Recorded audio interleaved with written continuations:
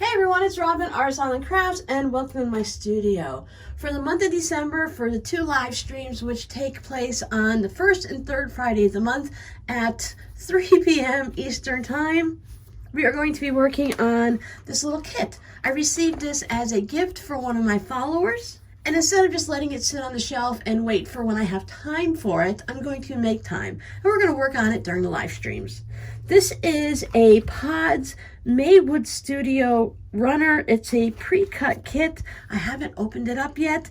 I did watch one little quick 3-minute video about it, and apparently everything is not only just cut and ready for me, but it's all supposed to be lined up so I can just open it up, lay everything out, and it's in order, and I can just go ahead and start sewing my log cabins.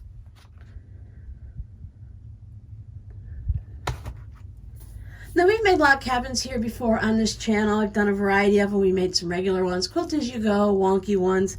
I think most people who have been quilting for any amount of time have made a log cabin at one point or another.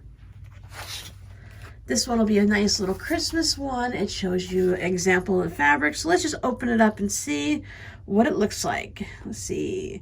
Finished size is 13 by 45, so that's your basic table runner.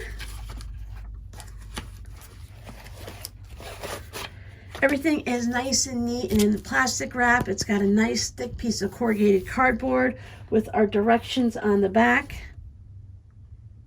I don't know if you'll still be able to find these. The video I watched was 4 years old, and they said this was one of their most popular ones, the pre-cut log cabin table runners. They also have some for quilts.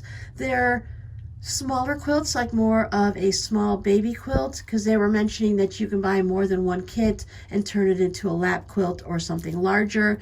You can make this one as a table runner, or if you set it up a little bit differently, you can make a small bed runner. I've never had a kit like this before where everything's been cut up and ready for me. I've made one quilt that was, the fabric was sent to me, but I had to cut it up for each of the monthly blocks. It was a monthly sew along, but this one is all pre-cut and ready to go, nice and neat. So if you have problems getting like the perfect 1/4 inch and stuff like that, one of your problems might be with the cutting. So if you use pre-cuts, then you might have a fighting chance of getting your block to come out, but you have to be careful because not all pre-cuts are created the same. It's really nice that it's wrapped in plastic, but I'm trying to not open it up and make everything fly everywhere. Some pre-cuts with different companies, they tend to use, some of them use like the different cutting systems like an AccuQuilt or something like that. But now they have those electric like knives that have you ever seen them when they go through those really thick stacks of laid out fabric? They take yards and yards of it where it hasn't even been cut into the yard, so it's like bolts, and they just go through and they do like these giant stacks. I think it's done electric or heat or something, but either way, it's just really cool. So here is our fabric. Let's pull off our directions first.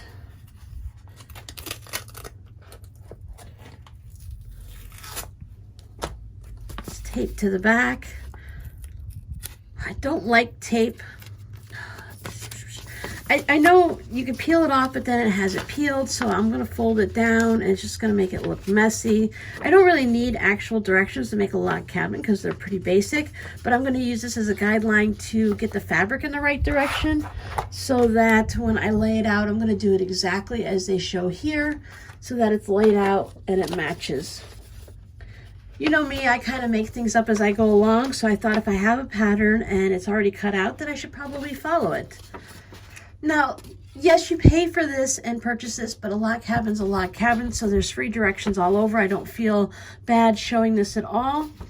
But so they let you know your center, your A, B, C, and D, line them all up.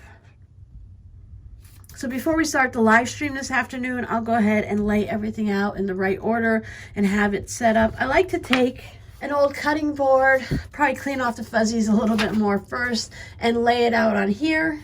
Eventually I'll make some of those quilty boards that you make out of the foam core and you put batting on top and stuff like that. Or I'd probably put flannel on top because I don't want to use up my batting when I can use it for something else. So there's only 4 squares. So you have your 4 centers, and then you have the piece that goes next to it. So you really don't have that many pieces to deal with. And I don't want to take all of these separately off. I'll lay them all out and you'll see them this afternoon. So let me pop these guys back on. So there are all of my strips. And here is the really pretty backing fabric. Look at the poinsettias and the pine cones on this. So that's a great way to use that large print and to put it on the back of a table runner or something like that. So we won't need this right away.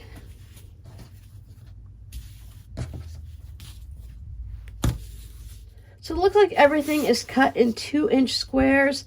There is a larger piece here, which looks like it's the border fabric. So you can either make the border fabric with the point or just let it be squared off. I'll make the decision when I get there. I'm going to put it in the shop, so it's not for me. I personally like it squared off. So let me know down below in the comments. Do you think we should square it off or leave it as a point? Do you make your table runners to where they come to a point like that, or do you square them off? I think for me, it depends on the size of your table. And if it goes over the edge, then the point would be nice. But if it stays on your table, I kind of like it squared off so it matches up to my table. And then this fun plaid is going to be the binding.